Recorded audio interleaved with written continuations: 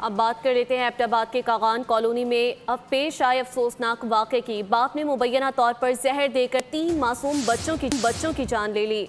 मुलजिम ने अहलिया का गला काटने के बाद खुद को भी जहर खिलाकर मार डाला। तीनों बच्चों की लाशें घर से बरामद हुई हैं। मियाँ बीवी तशवीशनाक हालत में अयूब मेडिकल कॉम्प्लेक्स मुंतकिल कर दिए गए हैं। अस्पताल ज़राए के मुताबिक दोनों की हालत नाजुक बताई जा रही है, जबकि पुलिस ने शवाहिद इकट्ठे करके इस हवाले से तहकीकात भी शुरू कर दी हैं।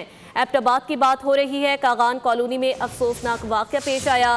बाप ने मुबैना तौर पर जहर देकर 3 मासूम बच्चों की जान ले ली है।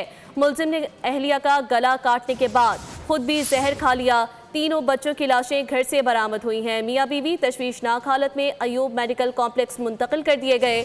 अस्पताल ज़राए के मुताबिक दोनों की हालत नाजुक है। पुलिस ने शवाहिद इकट्ठे करके तहकीकात शुरू कर दी। सब्सक्राइब करें और बेल दबाएं ताकि कोई खबर रह न जाए।